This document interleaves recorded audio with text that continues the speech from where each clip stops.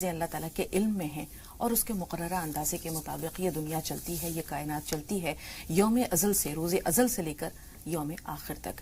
تو تقدیر کیا ہے اور بندہ اس پر کس طرح جو ہے یقین رکھے اور اپنی پوری زندگی کو اللہ کی رضا، اس کے فیصلوں کے ماتحت گزارے، اس پہ انشاءاللہ آج گفتگو کریں گے۔ تو سب سے پہلے یہی جان لیتے ہیں کہ تقدیر کیا ہے۔ جی مہاجر صاحب۔ الحمدللہ رب العالمین والصلاة والسلام علی رسول الکریم وعلی آلہ واصحابہ اجمعین، اما بعد، اعوذ باللہ من الشیطان الرجیم، بسم اللہ الرحمن الرحیم، رب اشرح لی صدری ویسر لی امری واحلل عقدۃ من لسانی یفقہوا قولی۔ آج کا موضوع بہت سینسٹیو ہے۔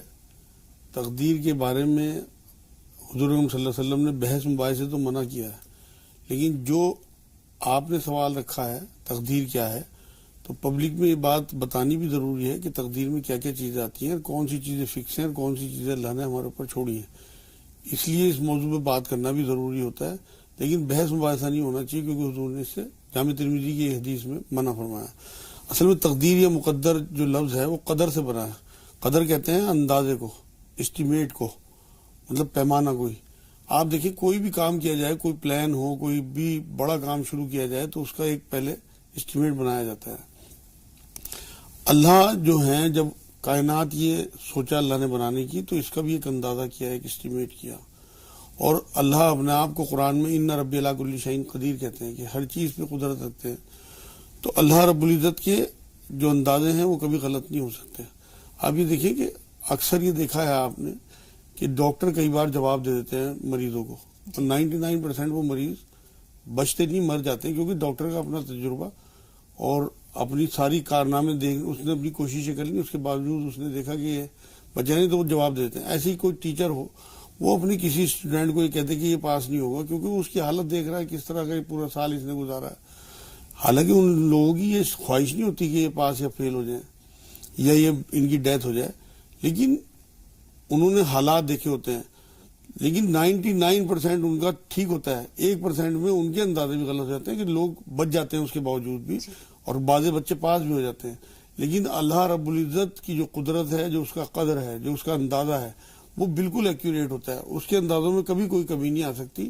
تو جو اللہ رب العزت نے اندازہ ہمیں دے دیا، جو قدرت اس کی ہے، کیونکہ اللہ کا علم اور اس کا حکم، اس کی قدرت، اس کی قوت، یہ سب چیزیں اپنے بندوں کے، اپنی مخلوق کے تقدیر کے معاملے میں آتی ہیں۔ یہاں ایک سوال ہے مجاز صاحب، تقدیر کا جو تعلق ہے وہ ہمارے ایمان سے ہے، اور ایمان جو ہے اس کا تعلق غیب سے ہے۔ بہت ساری باتیں ہیں جو ہماری نظروں کے سامنے نہیں ہیں، لیکن ہمارا یقین ہے، ہمارا عقیدہ ہے کہ یہ چیزیں ہیں، چاہے وہ اللہ کا وجود ہے، چاہے وہ ملائکہ ہیں، چاہے وہ روز آخر ہے، چاہے وہ موت کے بعد زندگی ہے۔ تو یہ تمام چیزیں یا ہماری قسمت ہے، وَبِقَدْرِ خَيْرِهِ وَشَرِّهِ مِنَ اللَّهِ تَعَالَى وَالْبَعْثِ بَعْدَ الْمَوْتِ۔ تو قسمت اگر خیر ہے تو بھی اللہ کی جانب سے، شر ہے اس میں تو بھی اللہ کی جانب سے۔ کوئی چیز مل رہی ہے تو اس میں اللہ کی مصلحت ہے، نہیں مل رہی ہے تو اس میں بھی اللہ کی مصلحت ہے۔ اللہ عالم الغیب بھی ہے اور واسع علیم بھی ہے۔ تو اللہ تعالیٰ کا علم بے پایا ہے۔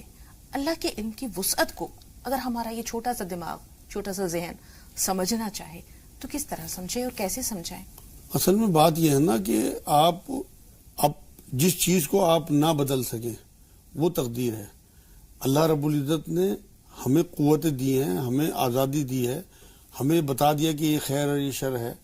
اب ان چیزوں میں آپ یہ دیکھیں نا کہ APJ عبد الکلام صاحب کا ایک مجھے جملہ یاد آ رہا ہے۔ وہ یہ کہتے تھے کہ انسان اپنا مستقبل نہیں بدل سکتا، مگر اپنی عادتیں بدل سکتا ہے، اور جس نے اپنی عادتیں بدل لی، قدرت اس کا مستقبل بدل دیتی ہے۔ یہ عادتیں بدلنا بہت مشکل ہے، کہتے ہیں کہ نیچر چینج ہی نہیں ہوتا۔ نہیں، نیچر الگ چیز ہے۔ دیکھیے آپ ایک بات سنیے، خصلت ہوتی ہے ایک، اللہ رب العزت نے جس خصلت پہ انسان کو پیدا کر دیا وہ نہیں بدل سکتی، لیکن عادتیں بدلی جا سکتی ہیں۔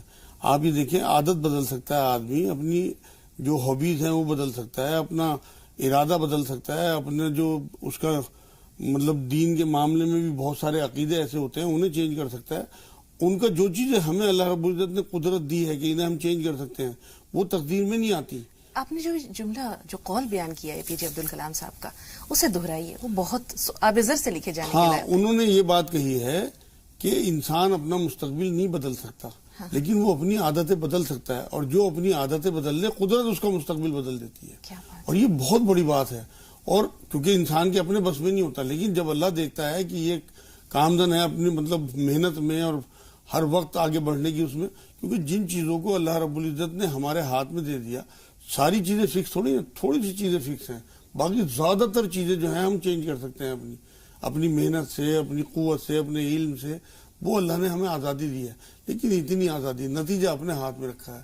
ہمارے ہاتھ میں اس نے یہ تو رکھا ہے کہ ہم محنت کریں، اپنی سی کوشش کریں، لیکن نتیجہ اللہ نے اپنے ہاتھ میں رکھا ہے. تو ہمیں نتیجے کے چکر میں نہیں پڑنا. جس چیزوں کے بارے میں اللہ رب العزت نے قرآن میں کہہ دیا کہ یہ میرے ہاتھ میں ہے، رزق کے بارے میں اللہ نے کہا کہ میں رازق میں ہوں، تو ہمیں رزق کے چکر میں، اللہ نے قرآن میں جگہ جگہ کئی جگہ یہ بات کہی ہے کہ کسی کو بیٹے دوں، کسی کو بیٹیاں دوں، کسی کو بانج رکھوں، کسی کو دونوں دوں، وہ میرے ہاتھ میں. رزق کے بارے میں کسی کو کھلا دوں، کسی کو تنگ دوں، وہ میرے ہاتھ میں. موت دوں، شفا دوں، وہ میرے ہاتھ میں. تندرستی دوں، وہ میرے ہاتھ میں. تو یہ ساری چیزیں وہ ہیں کہ جنہیں ہم نہیں چینج کر سکتے، وہ اللہ رب العزت نے فکس کر دی.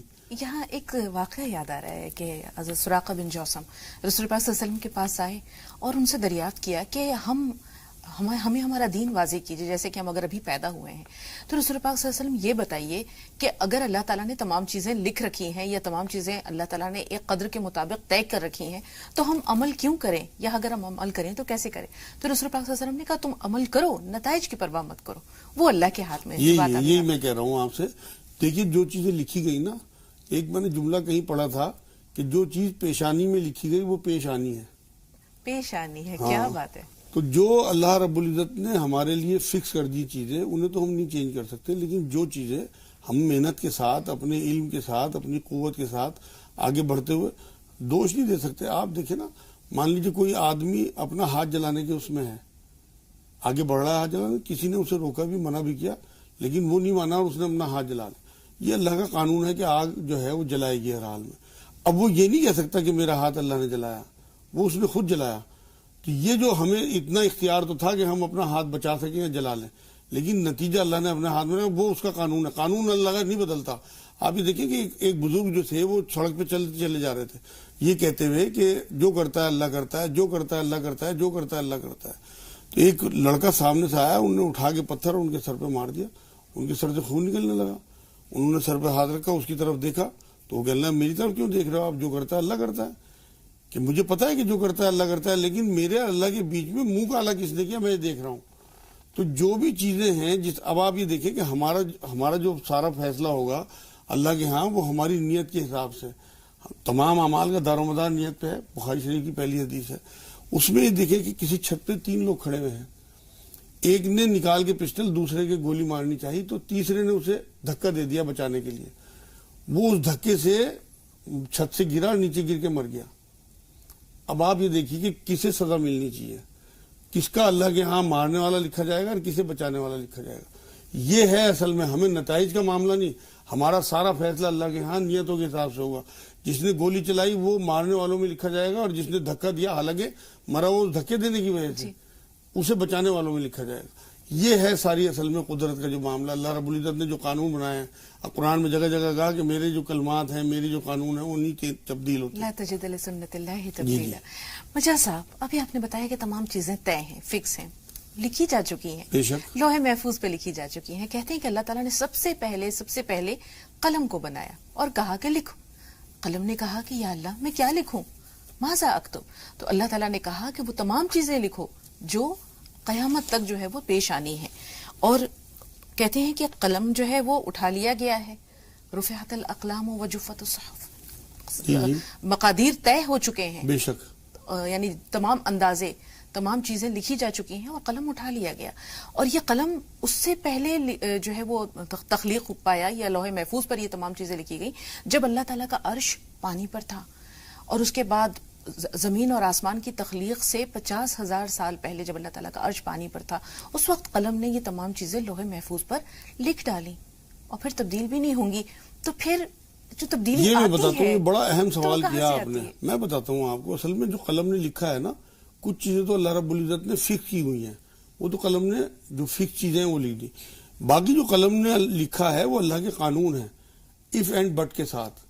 پوری کائنات میں لوگ اگر یہ کرو گے تو یہ ہو جائے گا. اب وہاں پہ آپ میں نے جو مثال دی ہے، وہ ہاتھ جلا رہا تھا، اگر وہ رک جاتا تو ہاتھ نہ جلتا. یہ تھا قانون اللہ کا. تو قلم نے وہ قانون لکھے ہیں کہ یہ کرو گے تو یہ ہوگا، یہ نہیں کرو گے تو یہ ہو جائے گا، یہ کرو گے تو یہ ہو جائے گا. آپ اکثر دیکھتی ہوں گی شطرنج میں لوگ جو ہیں وہ آمنے سامنے بیٹھتے ہیں، ابھی چال چلی بھی نہیں ہوتی ادھر والے نے، اس کے دماغ میں بہت ساری چیزیں آتی ہیں کہ اگر اس نے یہ والی چال چلی تو میں یہ چل دوں گا، یہ چلی تو یہ چل دوں گا، یہ ایف اینڈ بٹ کے ساتھ ہے.